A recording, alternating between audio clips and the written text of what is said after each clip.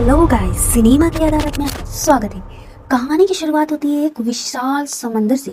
इस समंदर के बिल्कुल बीचों बीच एक बहुत बड़ा रिंग बनाया जाता है जिसका नाम है क्रिंजल ब्रेवो। इस रिंग पर काम करने के लिए हजारों वर्कर्स मौजूद है। उनका मेन काम समंदर के नीचे से तेल निकालना है। दरअसल समंदर के नीचे से तेल निकालने के लिए ही यह बड़े बड़े रिंग्स बनाए जाते हैं। तो एक दिन की तरह आज भी इस रिंग पर सब अपने अपने काम में बिजी थे। यहाँ के कैप्टन का नाम मैगस था, जो विक्टर नाम के एक शख्स से कॉन्ट्रैक्ट के बारे में फोन पर बात कर रहा था। अरे यार, फोन पे बात कर रहा था उस टाइम पे। विक्टर असल में इस रिंग का मालिक था। उसी वक्त वहाँ रोज नाम का एक लड़की मैग्नस से बात करने आती है, जो इस रिंग की इंचार्ज और एक साइंटिस्ट होती है। और इसके बाद कैप्टन मैग्नस अपने सभी कर्मचारियों के साथ एक मीटिंग रखता है। वहाँ वह सबको बताता है कि हमें यहाँ से ले जाने के लिए पहले ही 2 हेलीकॉप्टर आए थे, लेकिन वापस चले गए क्योंकि समंदर के मौसम की हालत कुछ अच्छी नहीं थी। इसलिए जब तक अगला हेलीकॉप्टर नहीं आता तब तक तुम लोग अपने काम पर ध्यान दो। दरअसल रिंग में जो कर्मचारी काम करते हैं उनके काम करने का जो टाइम है वो फिक्स होता है। यहाँ काम करने के लिए वह काफ़ी वक्त से अपनी फैमिली से दूर है। कितनी बड़ी बात है, लोग फैमिली से दूर रहकर पैसा कमाते हैं, कितना कुछ करते हैं, और हम अपनी फैमिली से ही लड़ते हैं झगड़ते हैं। जैसे ही काम खत्म होता है उन्हें यहाँ से ले जाया जाता है। इसलिए सब काफ़ी दिनों में अपने घर लौटने का इंतज़ार कर रहे थे। कैप्टन की बात सुनकर सबका मन थोड़ा उदास हो जाता है। तभी अचानक देखा जाता है कि रिंग के अंदर इलेक्ट्रिसिटी ऑन ऑफ होने लगती है, जिससे सब बहुत डर जाते हैं।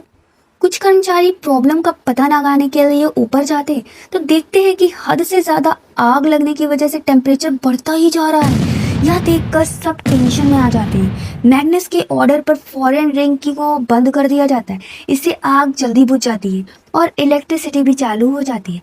जिसके बाद मैग्नस सब कुछ चेक करने के लिए टॉप फ्लोर पर जाता है। उसी समय पूरा रिग जोर से कांपने लगता है। सबको लगता है कि शायद पानी के नीचे अर्थक्वेक आया है, लेकिन इससे पहले कि कोई असली वजह समझ पाता सब कुछ फिर से शांत हो जाता है। मगर अचानक सबका ध्यान जाता है कि सामने से एक अजीब तरह का धुआं उनकी तरफ तेजी से बढ़ रहा है। लेकिन इससे पहले कि कोई असली वजह समझ पाता सब कुछ फिर से शांत हो जाता है। मगर अचानक सबका ध्यान जाता है कि सामने से एक अजीब तरह का धुआं उनकी तरफ तेजी से बढ़ रहा है। सबको लग रहा था कि यह शायद कोई कोहरा है। इसके बाद जब सब उस धुएं को देखने में बिजी थे तभी देखा जाता है कि बहुत ही कम समय में उनके आसपास की हर चीज गहरे कोहरे की चादर में ढक जाती है। इसकी वजह से उन्हें आसपास का कुछ भी दिखाई नहीं देता है। थोड़ी देर बाद वे नोटिस करते हैं कि उनके सारे कम्युनिकेशन सिग्नल बंद हो चुके हैं। अब इस प्रॉब्लम को सॉल्व करने के लिए मैक्स इतनी ऊंचाई पर नहीं चढ़ना चाहता था। तब मैगस उसे लालच देता था कि अगर तुम वहां जाओगे तो हेलीकॉप्टर आने पर सबसे पहले तुम्हें ही भेजा जाएगा। यह सुनकर मैक्स ऊपर जाने के लिए मान जाता है, क्योंकि वह जल्दी अपने घर जाना चाहता था। ऊपर जाकर दोनों अपना काम खत्म करते और नीचे उतरने लगते। फोरमैन तो पहले नीचे उतर जाता है, लेकिन बड़े ही अजीब तरीके से। किसी अनजान वजह से मैक्स सीधे 6 फुट ऊंचे टावर से नीचे गिर जाता है। सबको लगा कि शायद वह मर चुका है, क्योंकि इतनी ऊंचाई से गिरकर किसी का बचना नामुमकिन था। लेकिन मेडिकल टीम बताती है कि वह अभी भी जिंदा है। हालांकि उसकी बॉडी में काफी गंभीर चोटें आई थी और उसे बचाने के लिए जितनी जल्दी हो सके हॉस्पिटल ले जाना होगा, वरना उसे बचाना मुमकिन नहीं होगा। तभी वहाँ हॉकिंग नाम का एक शख्स मेडिकल ऑफिसर किट से कहता है जैसे भी हो उसका इलाज करो और उसे ठीक करो। तब किट थोड़ा गुस्सा करता है और एक डॉक्टर हूँ और मैं तुम्हें सच बता दिया है कि अगर तुम वाकई मैक्स को बचाना चाहते हो तो फौरन हेलीकॉप्टर का अरेंजमेंट करो। यह सुनकर हॉकिंग बहुत भड़क जाता है और गुस्से में आसपास की चीजें फेंकने लगता है, और क्योंकि चाह कर भी वह हेलीकॉप्टर नहीं बुला सकता था। समंदर का मौसम बहुत खराब था। दरअसल हॉकिंग मैक्स से बहुत प्यार करता था, इसलिए उसकी ऐसी हालत देखकर वह खुद को संभाल नहीं पा रहा था। दूसरी तरफ रोज कंप्यूटर पर देखती है कि आसपास के जितने भी रिंग्स हैं सब के साथ उनका कम्युनिकेशन पूरी तरह से टूट चुका है। यहाँ तक कि अब वे समुंदर के नीचे से तेल भी निकाल नहीं पा रहे थे, मतलब जिसके लिए आए थे वो भी नहीं कर पा रहे थे। फोरमैन अब बहुत हताश होकर रोज से कहता है कि अगर मैं उस वक्त मैक्स को ऊपर लेकर ना छोड़ता तो शायद आज उसकी हालत ऐसी ना होती। रोज उसे ढांढस बांधती है और कहती है कि मैक्स के साथ जो हुआ वो बहुत बुरा है, लेकिन इसमें तुम्हारी कोई गलती नहीं है, तुम खुद को दोष मत दो। इसके बाद वे एक दूसरे को गले लगा लेते। दरअसल वे दोनों काफी समय से रिलेशनशिप में थे, इधर हॉकिंग मेडिकल ऑफिसर किट को अकेला पाकर उसका कॉलर पकड़ लेता है और कहता है कि चाहे जो हो जाए तुम्हें मैक्स को बचाना ही होगा। किट खुद को बचाने के लिए हॉकिंग्स के मुंह पर वार करती है और उसे नीचे गिरा देती है। वो उससे कहती है कि मैंने अपनी तरफ से जितनी मुमकिन थी उतनी कोशिश की है, लेकिन इससे कोई फायदा नहीं हुआ। उसे मैक्स को उसे बचाने के लिए हॉस्पिटल ले जाना ही पड़ेगा। यह कहकर किट वहां से चली जाती है। उसी वक्त अचानक मैक्स को होश आ जाता है और वह अपनी आंखें खोलता है। उसकी आंखें डरावनी हद तक लाल थी। वो अपनी कल्पना में देखता है कि गहरे पानी के नीचे उनके रिग की हर चीज में दरार पड़ने शुरू हो गई है, लेकिन कुछ ही सेकंड में वह फिर से बेहोश हो जाता है। इधर हॉकिंग गुस्से में आग बबूला होकर कैप्टन मैगस के पास जाता है और काफी एक्साइटेड होकर उससे हेलीकॉप्टर के बारे में सवाल करता है। मैगस उससे कहता है, मैं कोशिश कर रहा हूँ, हेलीकॉप्टर जितनी जल्दी हो सकेगा यहाँ आएगा और यहाँ से तुम या मैक्स अकेले नहीं हो, और भी बहुत से कर्मचारी हैं, इसलिए पागलों की तरह बिहेव करना बंद करो, क्योंकि हम सबको यहाँ से निकलना है। अगर कर सकते हो तो सब कुछ ठीक से कंट्रोल करने की कोशिश करो। यह कहकर मैगस वहां से निकल जाता है। तभी हॉकिंग को मैगस की टेबल पर एक फाइल दिखती है और उस फाइल को पढ़कर वह वहां के सारे सीक्रेट जान जाता है। सब कुछ जानने के बाद वह पूरी तरह भड़क जाता है और वहां मौजूद सभी कर्मचारियों को एक साथ बुलाता है ताकि उन्हें भी वह सच बचा सके। आयमन बता सके यार, कभी कभी हो जाता है इधर उधर वॉइस। लेकिन ठीक तभी वहां मैगस आ जाता है। उसे देखकर हॉकिंग कहता है, मैं तुम्हारे सारी राज जान चुका हूँ, अब बताओ तुम खुद सच कबूल करोगे या मैं सबको खुद बता दूं। तब मैगस के पास और कोई रास्ता नहीं बचता और वह सबके सामने सच मान लेता है और सबको बताता है कि दरअसल मैंने तुमसे झूठ बोला था, हमें यहाँ से निकालने के लिए तभी अभी तक किसी भी हेलीकॉप्टर से कांटेक्ट नहीं हो पाया है। यह सुनकर सब बहुत डर जाते हैं, क्योंकि एक तो यहाँ पहले से ही अजीब अजीब घटना हो रही है और आगे क्या खतरा आने वाला है या कोई नहीं जानता। गजब है यार, सच में मुझे भी डर लग रहा है। ऊपर से अगर हेलीकॉप्टर नहीं आया तो उनके साथ कुछ भी हो सकता है। सब दहशत में थे कि तभी वहां तेज हवाएं चलने लगती हैं और चारों तरफ राख जैसा कुछ उड़ने लगता है। इससे पहले कि कोई कुछ समझ पाता, वे देखते हैं कि मैगस खुद ब खुद ऊपर आ गया है। उसे देखकर सब हैरान हो जाते हैं, क्योंकि कुछ देर पहले वो कोमा में था, फिर इतनी जल्दी एकदम ठीक कैसे हो गया। यहाँ तक कि वह अपने पैरों पर चलकर खुद ऊपर आया था। सबका ध्यान मैक्स की तरफ चला जाता है। वहां उसे लोग पकड़कर वापस नीचे ले जाने लगते हैं। तब वह बार बार यही कहता है कि अब किसी भी चीज से कोई फायदा नहीं होगा, हमें बहुत देर हो चुकी है। लेकिन कोई भी उसकी बात का मतलब नहीं समझ पाता, कोई उसकी बातों पर ध्यान ही नहीं देता। अरे यार, एक तो गिर चुका है, कहाँ ही ध्यान देंगे। सबको तो स्टुपिटी लग रहा होगा ना कि दिमाग का हट गया है। बिना उसे दोबारा बांध दिया जाता है, बताओ, उसे दोबारा बांध देते। इसी बीच रोज मैक्स के पास आती है और जानना चाहती कि उस दिन टॉवर के ऊपर असल में उससे साथ हुआ क्या था। लेकिन मैक्स को इस बारे में कुछ भी याद नहीं आ रहा था। वह रोज से कहता है कि उसे उस दिन का कोई भी बात याद नहीं है। बस इतना याद है कि ऊपर बहुत तेज अजीबो आवाज सुनाई दे रही थी। उसे लग रहा था जैसे कोई उसे कुछ बताना या समझाना चाह रहा है, पर वह कुछ समझ नहीं पा रहा था। और फिर अचानक वह ऊपर से नीचे गिर गया। उसकी यह बातें सुनकर रोज और डॉक्टर किट को लगता है कि शायद सिर पर गहरी चोट लगने की वजह से वह ऐसी बहकी बहकी बातें कर रहा है। लेकिन तभी वे नोटिस करते हैं कि उसके शरीर के जो जख्म अपने आप ठीक हो रहे हैं। किट को ज्यादा बात न बढ़ाते हुए उसे एक इंजेक्शन देकर सुला देती है और वहां से चली जाती है। इधर मैगस खिड़की से बाहर देखता है कि दूर एक शिप पर टॉर्च जल रही है। वो लेग नाम के एक बंदे को ऊपर जाकर उस शिप को सिग्नल भेजने के लिए कहता है। लेकिन लेग जैसे ही ऊपर पहुंचता है, वह देखता है कि वह शिप खुद मोर्स कोड के जरिए उनसे मदद मांग रहा है। ठीक उसी वक्त दोबारा तेज हवाओं के साथ चारों तरफ वही रॉक जैसी चीज उड़ने लगती है। लेग को यह सब बहुत ही अजीब और अनकंफर्टेबल लगता है, इसलिए वह फौरन नीचे आ जाता है।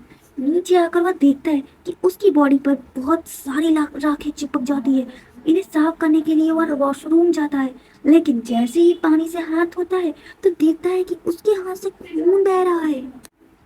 वह एक कपड़े से हाथ दबाता है तो पाता है कि उसके मुंह से खून निकल रहा है उसे महसूस हो रहा है जैसे उसके शरीर के अंदर सब कुछ टूट फूट रहा है, जैसे दर्द की वजह से वह जमीन पर गिर पड़ता है। उसी समय एक लड़की उसके लिए खाना लेकर आती है और वॉशरूम के सामने खून फैला देखकर सबको खबर करती है। सब लोग मिलकर लोग लेक को वॉशरूम से बाहर निकालते। उसका पूरा शरीर खून से लटपट था। डॉक्टर के चेकअप के बाद बताती है कि वह मर चुका है। किसी को समझ नहीं आ रहा था कि आखिर उसे हुआ क्या था, इतनी भयानक ब्लीडिंग क्यों हुई और वह ऐसे कैसे मर गया।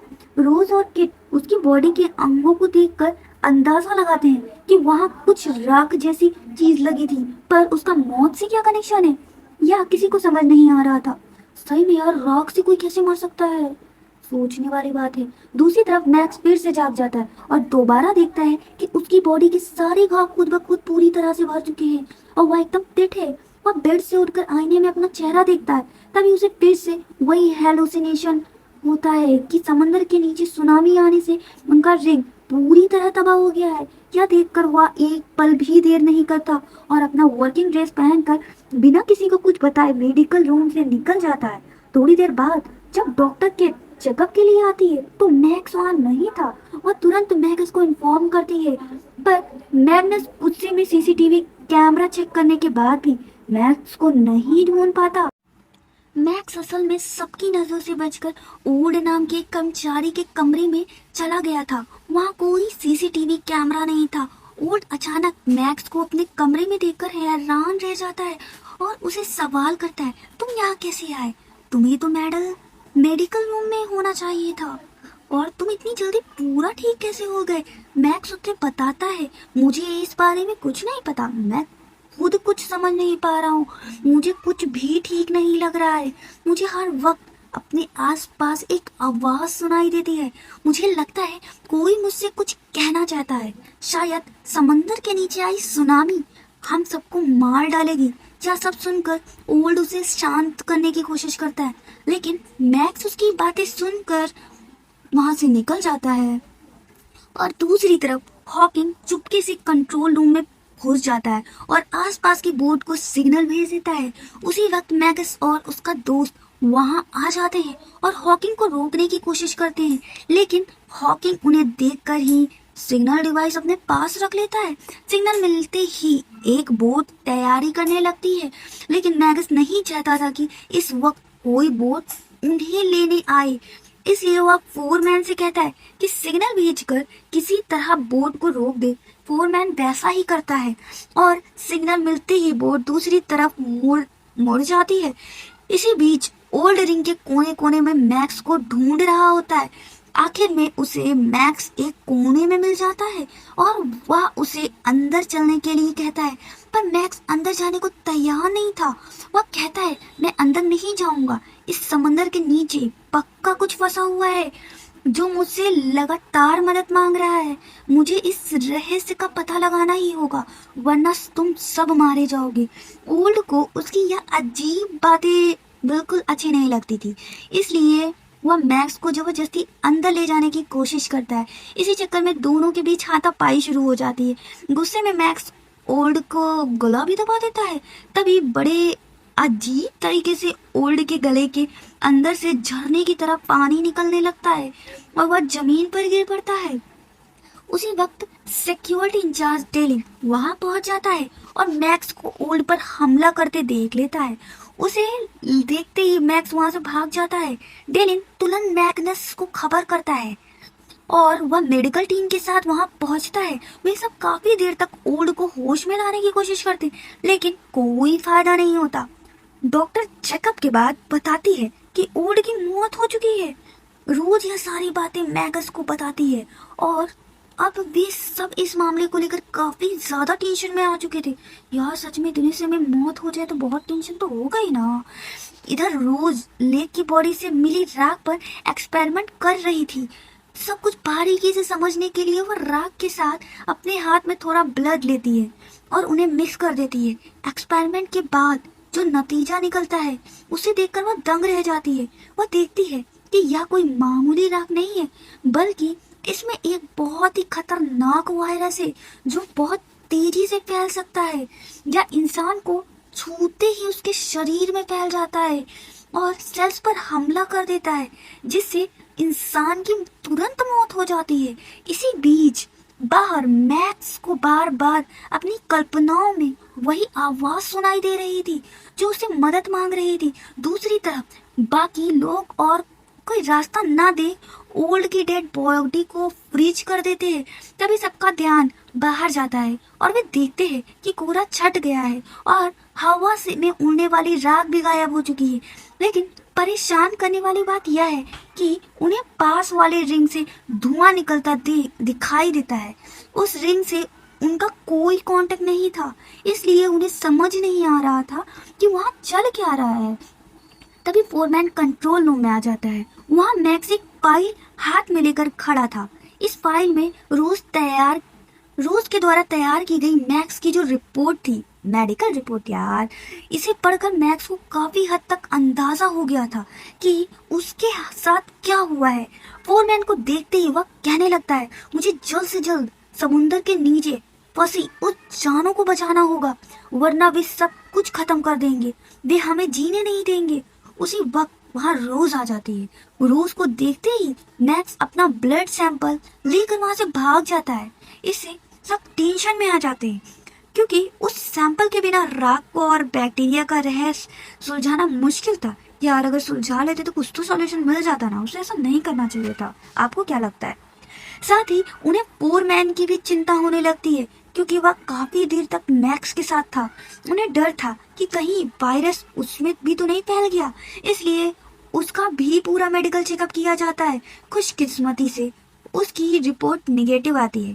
थोड़ी देर बाद मैग्नस फिर से मीटिंग बुलाता है और सबको बताता है मौसम अब ठीक हो चुका है, कोहरा और राख भी खत्म हो गई है। अब तुम सबका काम इस पूरे रिंग को साफ करना है और ध्यान रहे कहीं भी राख का एक भी तिनका ना बचे।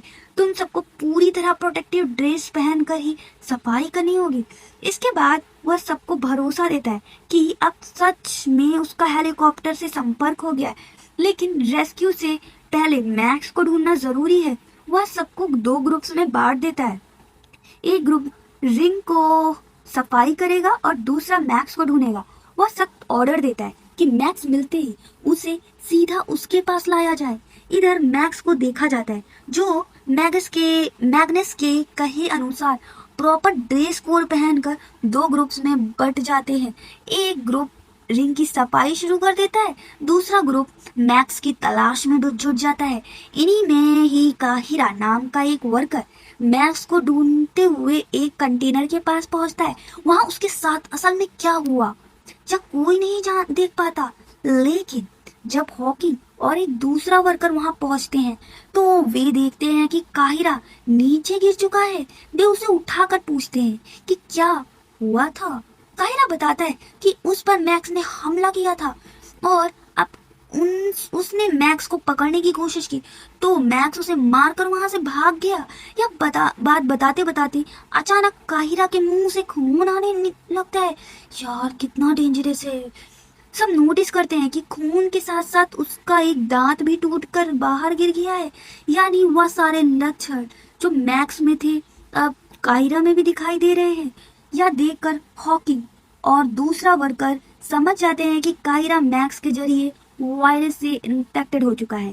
काहिरा खुद भी यह बात समझ जाता है, इसलिए जब हॉकिंग उसे पकड़ने की कोशिश करता है तो वह वहां से भाग निकलता है। इसी बीच हैदर नाम की एक महिला वर्कर भी बाकी सबकी तरह मैक्स को ढूंढ रही थी।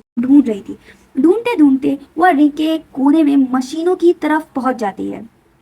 वहां मैक्स मिल जाता है, लेकिन हैदर उसके पास जाने से बहुत डर रही थी। वह बात बहुत ही शांत और डरी हुई आवाज में मैक्स से कहती है, कुछ ही देर में हमें ले जाने के लिए हेलीकॉप्टर आ रहा है, क्या तुम हमारे साथ नहीं चलोगे?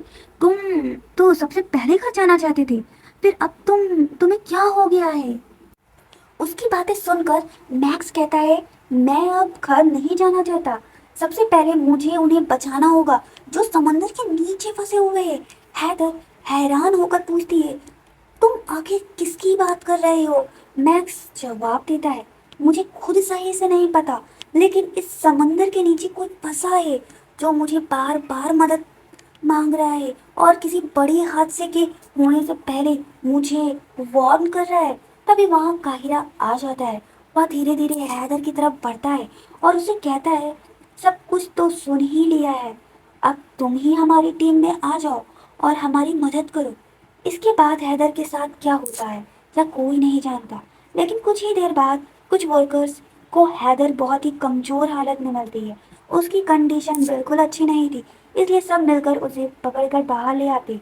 मगर तभी उनके सामने एक और बड़ी मुसीबत खड़ी हो जाती है। वे देखते कि रिक के जिस पाइप से आग निकलती थी वह बुझ चुकी है। अगर वह पाइप किसी वजह से स्टार्ट नहीं हुआ तो उनका तेल निकालने का काम पूरी तरह से रुक जाएगा और कॉन्फ्लिक्ट भी अधूरा रह जाएगा। ऐसे में फोरमैन वहां जाकर आग शुरू करने का फैसला लेता है। दरअसल उसे पहले से ही जोखिम भरे कामों में काफी दिलचस्पी थी, इसलिए वह पाइप के सबसे ऊंचे टावर पर चढ़ जाता है और पाइप में आग जलाने की कोशिश करने लगता है। लेकिन अचानक उस पाइप में बहुत तेज ब्लास्ट के साथ आग भड़क उठती है और आग की लपटें दूर तक छिड़क जाती है। इसकी चपेट में आने से फोरमैन की बॉडी में भी आग लग जाती है। तभी फौरन रेस्क्यू टीम वहां पहुंचती है और आग बुझाकर उसे मेडिकल रूम ले जाती है। इधर फोरमैन की हालत देखकर रोज को बहुत दुख हो रहा था, इसलिए वो मेडिकल रूम में उसके पास पहुंचती है और मैक्स को लगता है कि वे उसे ऑयल पाइप बंद करने के लिए कह रही है। इसलिए वो और काहिरा उस पाइप को बंद करके उनकी मदद करने की करने लगते हैं, क्योंकि काहिरा भी वायरस से इन्फेक्टेड हो चुका था, इसलिए उसकी हालत भी मैक्स जैसी ही थी। उन दोनों को महसूस हो रहा था कि अगर उन्होंने यह काम नहीं किया तो बहुत जल्द वहां बहुत बड़ी सुनामी आ सकती है। इससे हजारों लोगों की जान जा सकती है। उधर मैगस सीसीटीवी कैमरे में देख रहा था कि मैक्स सारे सिस्टम ऑफ करने की कोशिश कर रहा है। वह कंट्रोल रूम में जाकर हर बटन दबाकर देख रहा था कि ऑयल सिस्टम कैसे बंद किया जाए। और यह देखकर मैगस समेत सब लोग बहुत टेंशन में आ जाते हैं, क्योंकि बार बार बटन दबाने से टेम्परेचर बहुत बढ़ सकता है और कोई बड़ा हादसा हो सकता था। यहाँ तक कि पूरा रिंग ब्लास्ट भी हो सकता था, लेकिन मैक्स को इस बारे में कोई भी अंदाजा नहीं था। ऐसे में मैक्स गुस्से में सेफ्टी बाईपास चालू करने के लिए समंदर के नीचे एक रोबोट भेजता है। रोबोट की मदद से बेस सेफ्टी बाईपास चालू तो कर देता है, लेकिन वहाँ आसपास कुछ अजीब सी रिंग टाइप की चीजें देखने से वे परेशान हो जाते हैं। इधर मैक्स और काहिरा को समझ आ जाता है कि सेफ्टी बाईपास फिर से चालू हो गया है, इसलिए वे उसे दोबारा बंद करने की कोशिश करने के लिए लग जाते, लेकिन अब वे कुछ भी नहीं कर पा रहे थे। तब वे आपस में बात करते हैं कि इस सिस्टम को बंद करने के लिए उन्हें फोरमैन की मदद चाहिए, क्योंकि वही इसे परफेक्टली ऑफ कर सकते हैं। उस वक्त फोरमैन कम्युनिकेशन सिस्टम ठीक करने में लगा हुआ था। तभी अचानक सब नोटिस करते हैं कि रेडियो और टेलीफोन समेत सब कुछ चालू हो गया, यानी फोरमैन ने आखिरकार सिस्टम ठीक तो कर दिया था। लेकिन सिस्टम ठीक होते ही मैगस रेस्क्यू टीम से कांटेक्ट करने की कोशिश करता है और उन्हें बचाने के लिए हेलीकॉप्टर बुलाता है। इसी बीच किट अपनी छोटी बहन से वीडियो कॉल पर बात कर रही थी। काफी दिनों बाद किट से बात करके उसकी बहन बहुत खुश हो जाती है, लेकिन अचानक किट की नजर अपनी बहन के पीछे वाले खिड़की पर पड़ती है, जहाँ बहुत ही ज्यादा गहरा कोहरा दिखाई दे रहा था, बिल्कुल वैसा ही जैसा कुछ दिन पहले समंदर में देखा गया था। वह देखकर ही समझ जाती है कि समंदर की इन चीजों का असर अब शहर तक पहुंचने लगा है। वह अपनी बहन को वार्न करती है कि किसी भी हाल में घर से बाहर मत निकलना, लेकिन तभी अचानक उसकी बहन का सिग्नल कट जाता है। सिग्नल जाने की वजह से मैगस जो मैसेज रेस्क्यू टीम को भेज रहा था वह भी उन तक नहीं पहुंच पाते। किसी को समझ नहीं आ रहा था कि आखिर उनके साथ हो क्या रहा है। इधर फोरमैन नोटिस करता है कि उसके शरीर के जख्म खुद ब खुद ठीक हो रहे हैं, बिल्कुल वैसे ही जैसे मैक्स के साथ हुआ था। यानी वह भी अब उस वायरस से इन्फेक्टेड होने लगा था। तभी उसे वहां लगा हुआ जो आईना दिखता है कि उसके पीछे मैक्स खड़ा है और उससे मदद मांग रहा है। उसे देख फोरमैन पीछे मुड़ता है, लेकिन वह तब हैरान हो जाता है जब उसे दिखता है कि पीछे मैक्स नहीं बल्कि रोज खड़ी है। रोज को देखकर फोरमैन कहने लगता है, मुझे नहीं पता मेरे साथ क्या हो रहा है। मुझे ऐसा लग रहा है जैसे कोई मुझसे कांटेक्ट करने चाह रहा है और मैं बहुत अजीब अजीब चीजें देख रहा हूँ। शायद मैं भी मैक्स की तरह इंफेक्टेड हो रहा हूँ। यह सुनकर रोज उसे गले लगा लेती है और हिम्मत देती है और कहती है, तुम्हें कुछ नहीं हुआ है, तुम बिल्कुल ठीक हो। शायद गहरी चोट की वजह से तुम्हें ऐसा लग रहा है।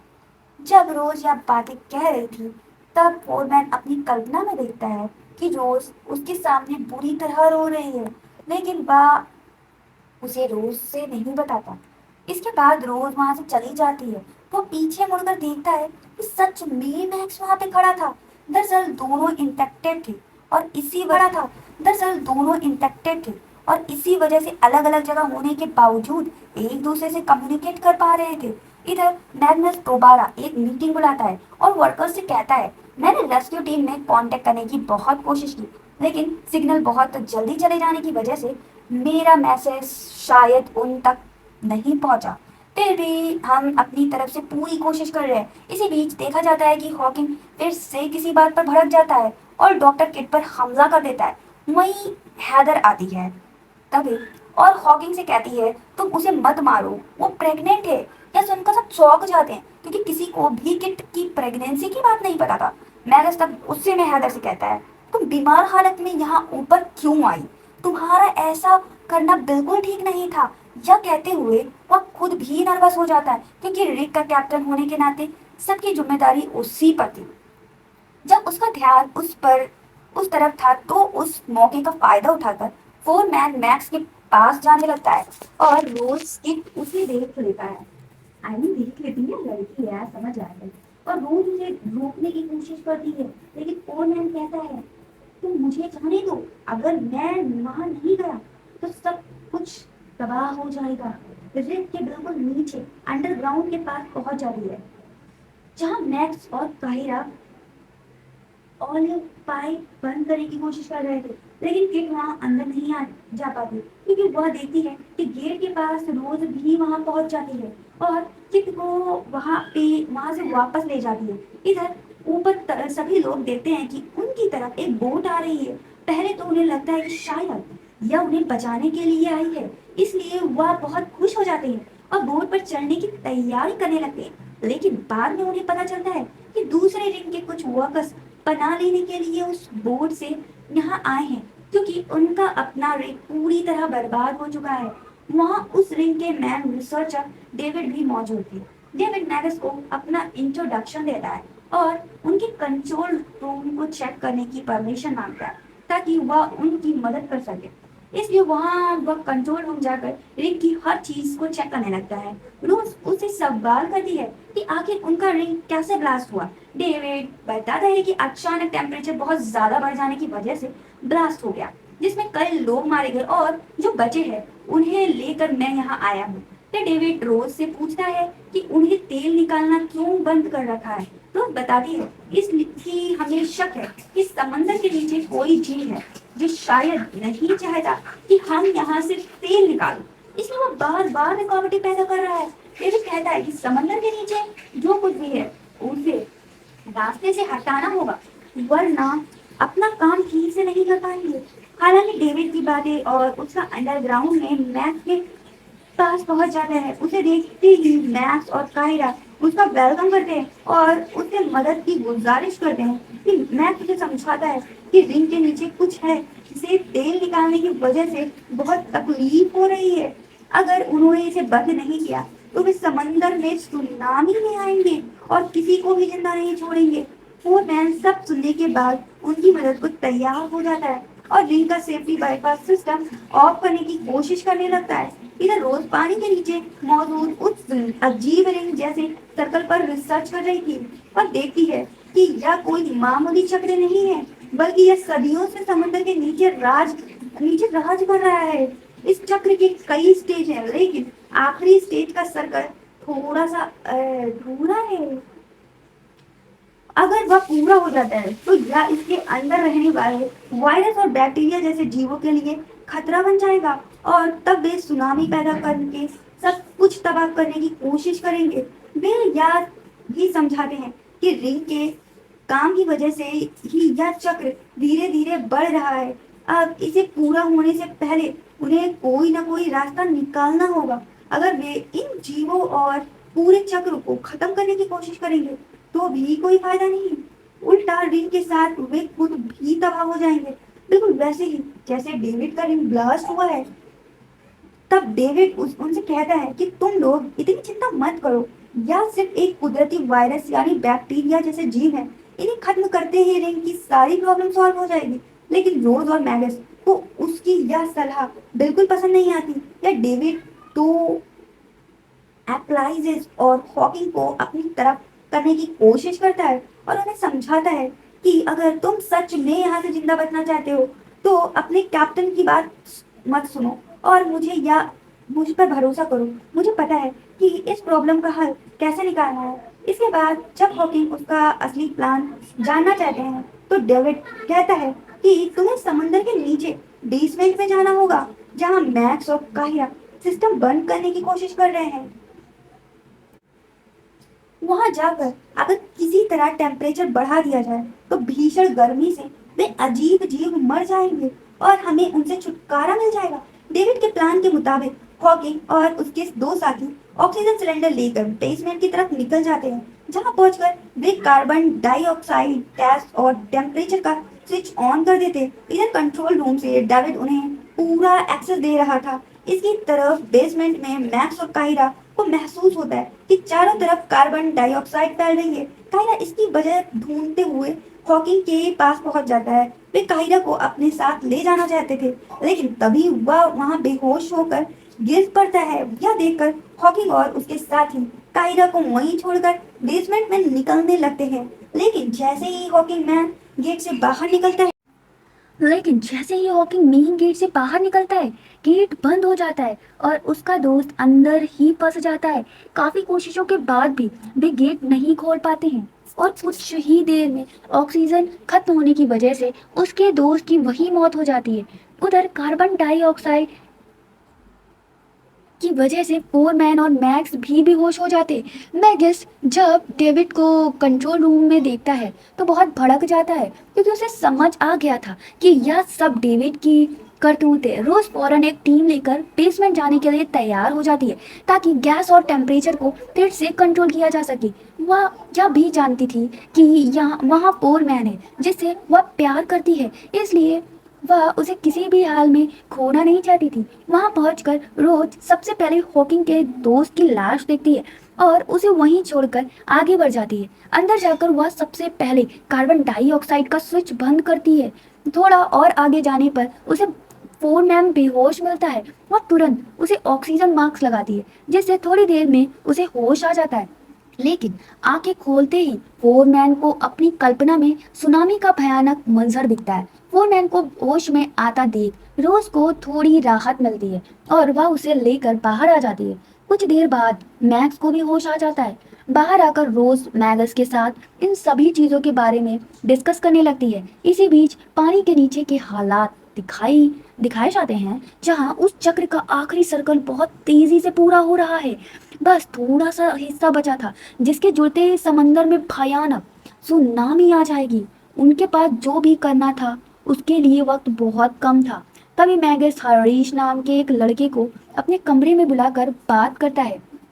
हरीश असल में डेविड का एम्प्लॉयर था जो उसके साथ ही इस रिंग पर आया था। मैगस तब उसे कहता है, तुम सच सच बताओ कि तुम्हारे रिंग के साथ असल में क्या हुआ था और वह ब्लास्ट कैसे हुआ। लेकिन हरीश यह सब बताने से काफी डर रहा था। मैगस उसे तसल्ली देते हुए कहता है, तुम्हें डेविड से डरने की कोई जरूरत नहीं है, तुम्हें कुछ नहीं होगा, हम सब तुम्हारे साथ हैं। इसके बाद हरीश सारी सच्चाई बताता है। दरअसल उनके रिग पर भी उन बैक्टीरिया जैसे जीवों की वजह से काम बंद हो गया था और कई एम्प्लॉयज उस वक्त वायरस से इन्फेक्टेड हो गए थे। लेकिन इतना सब होने के बावजूद डेविड ने रिंग का काम बंद नहीं करने के बजाय उसका टेम्परेचर ही बढ़ा दिया। उसे लगा था कि ये टेम्परेचर बढ़ाने से वे बैक्टीरिया और जीव को मार देगा, लेकिन उसने टेम्परेचर इतना ज़्यादा बढ़ा दिया कि एक वक्त पर पूरा रिंग ही ब्लास्ट हो गया और उनके ज़्यादातर वर्कर्स वहीं मारे गए। कितना दर्दनाक हादसा था, हादसा था, कितना दर्दनाक हादसा था सच में। इसके बाद जो लोग जिंदा बचे थे उन्हें लेकर डेविड यहाँ पनाह लेने आया था। सब कुछ सुनकर मैगस को पूरी बात साफ हो जाती है। जब वह डेविड से इस बारे में सवाल करता है तो डेविड कहता है, मैंने जो कुछ भी किया रिंग को बचाने के लिए किया था, ताकि और कोई इन्फेक्टेड ना हो। लेकिन ठीक उसी वक्त पूरा रिंग बहुत ही तेजी से एक ही झटके के साथ कांपने लगता है। देखा जाता है कि उस चक्र का आखिरी सर्कल पूरा हो चुका है। इससे सब पूरी तरह से डर जाते हैं, पर कुछ ही देर में सब फिर से शांत हो जाते हैं। रोज तब सबके सामने इस बारे में डिटेल डिस्कस करती है। वह कहती है, अगर हमें इस सुनामी को रोकना है तो सबसे पहले हमें उन जीवों के साथ कांटेक्ट करना होगा। उन्हें समझाना होगा कि हम उनके दुश्मन नहीं बल्कि हम उनकी मदद करना चाहते हैं। अगर हम किसी तरह उन्हें या यकीन दिला पाए तो शायद हम इस भयानक सुनामी को रोक सकते। सोचा तो उसने बेस्ट है। उसी समय फोरमैन को अपनी कल्पना में फिर से सुनामी का वही खौफनाक मंजर दिखाई देता है। उसे समझ आ जाता है कि उनके पास अब और वक्त नहीं बचा है। सब लोग रोज की सलाह का साथ देते, लेकिन डेविड अभी भी उन जीवों को मारने मारने के लिए रट लगाया हुआ था। मतलब इतना कुछ खो देने के बाद भी वो मारना चाहता, इतना गधा है। जी। मैगस उसकी एक नहीं सुनता और अपनी टीम लेकर बेसमेंट की तरफ निकल जाता है ताकि मैक्स के साथ मिलकर उन जीवों को बचाया जा सके और इस प्रॉब्लम को सॉल्व किया जा सके। इधर डेविड फिर से हरीश को कंट्रोल रूम ले जाता है और उन जीवों को मारने के लिए टेम्परेचर बढ़ा देता है। तब तक मैग्नस अपनी टीम के साथ मैक्स के पास पहुंच जाता है और कहता है, हम तुम्हारी मदद करने आए हैं। लेकिन मैक्स कहता है, तुम्हें बहुत देर हो चुकी है, अब कुछ भी रोका नहीं जा सकता। भयानक सुनामी हम सबको मार डालेगी। या कहते ही वह वहीं बेहोश हो जाता है। तभी समंदर की एक जबरदस्त लहर रिंग से आकर टकराती है और अंदर सब कुछ टूटने लगता है। इसी बीच किट और हैदर कंट्रोल रूम में घुस जाते हैं। उन्हें देखते ही डेविड चाबी लेकर वहां से भाग निकलता है और ऊपर हेलीपैड की तरफ चला जाता है, क्योंकि उसने पहले ही हेलीकॉप्टर को इन्फॉर्म कर रखा था। लेकिन जैसे ही डेविड हेलीकॉप्टर पर पहुंचता है वह देखता है कि हॉकिंग पहले से ही वहां खड़ा है। हॉकिंग वहीं उसका इंतजार कर रहा था। वह डेविड पर बुरी तरह भड़का हुआ था, क्योंकि डेविड की वजह से ही उसके दोस्त की जान गई। गुस्से में पागल होकर हॉकिंग डेविड पर हमला कर देता है। तभी बाकी लोग भी वहां पहुंच जाते हैं और किसी तरह डेविड को हॉकिंग के चंगुल से बचाते हैं। इधर थोड़ी देर बाद जब मैक्स को होश आता है तो वह आखिरी बार कोशिश करना चाहता है। रोज एंसेस्टर के पास जाकर मामले को गहराई से समझने की कोशिश करती है। दरअसल एंसेस्टर वो जगह थी जहां वे जीव उस चक्र या सर्कल को कंट्रोल करते थे। रोज वहां पहुंचकर देखती है कि आखिर सर्कल अब पूरी तरह कंप्लीट हो चुका है। तभी दोबारा पूरा रिंग कांपने लगता है और सब लोग जान बचाने के लिए वहां से भागने लगते हैं। लेकिन मैक्स वहां से जाने के लिए तैयार नहीं था। वो मैगस से कहता है, मुझे किसी भी हाल में इन जीवों की रक्षा करनी होगी। मैं इस समस्या को सुलझा कर ही यहाँ से निकलूंगा। उसकी बात सुनकर मैगस उसे छोड़ देता है और बाकी सबको लेकर बेसमेंट से बाहर निकल जाता है। मैक्स एक बार फिर एंसेस्टर के पास जाकर उस सुनामी को रोकने की कोशिश में जुट जाता है, मगर तब तक वहाँ भयानक तूफान शुरू हो चुका था।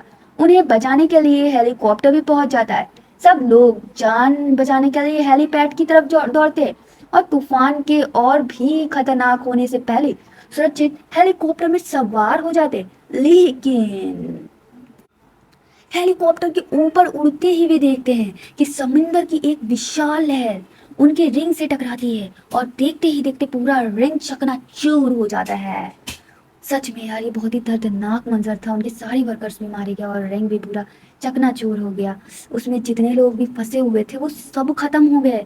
यह मंजर देखकर सबको बहुत ज्यादा दुख होता है। वे सब विक्टर को दोष देने लगते हैं, क्योंकि अगर विक्टर उन जीवों को मारने के बजाय रेस्क्यू टीम को पहले ही खबर कर दी होती तो शायद सब कुछ बच जाता और वक्त रहते ही रिंग से बाहर निकल आते। वे सब अफसोस ही कर रहे थे कि तभी अचानक सब खामोश हो जाते हैं। कुछ देर गौर करने के बाद उन्हें एहसास होता है हेलीकॉप्टर सही दिशा में नहीं जा रहा है, बल्कि उन्हें लेकर कहीं और ही जा रहा है। यानी वह हेलीकॉप्टर उन्हें बचाने के लिए नहीं आया होता है और ना ही कोई रेस्क्यू टीम ने उसे भेजा होता है, या शायद कोई दूसरा ही जाल है। किसी को समझ नहीं आ रहा था कि उनके साथ असल में हो क्या रहा है और यह हेलीकॉप्टर उन्हें कहाँ ले जा रहा है। सब बुरी तरह डरे हुए थे। तभी डेविड सबको कहता है, अगर तुम लोगों ने मेरी बात मानकर उन जीवों को मारने में मेरी मदद की होती तो आज हमें यह दिन नहीं देखना पड़ता। शायद हम सब सुरक्षित अपने घर जा चुके होते। उसकी बात सुनकर कोई भी कुछ नहीं कहता और सब चुपचाप एक अनजानी मंजिल की तरफ बढ़ते हैं और यहीं पर कहानी खत्म होती है। क्या आपको लगता है कि डेविड जो कह रहा था वह सही है या फिर उन जीवों से कांटेक्ट करना सही था? तो बताइए आपको ये कहानी कैसी लगी? कमेंट कीजिए और एक लाइक एंड सब्सक्राइब से मेरा मोटिवेशन बढ़ेगा और ऐसे ही धमाकेदार आपको मूवी एक्सप्लेनेशन वीडियोस मैं देती रहूँगी। So thank you so much, bye bye.